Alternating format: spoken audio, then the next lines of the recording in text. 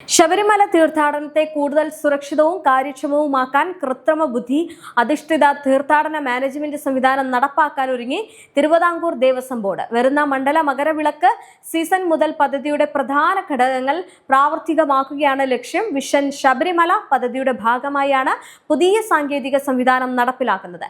രാജ്യത്തിന്റെ വിവിധ ഭാഗങ്ങളിൽ നിന്നുള്ള വിദഗ്ധരുമായിട്ട് നടത്തിയ ചർച്ചകൾക്ക് പിന്നാലെ Devaswom board president K Jayakumar പദ്ധതി സംബന്ധിച്ച് വിവരങ്ങൾ പങ്കുവച്ചു.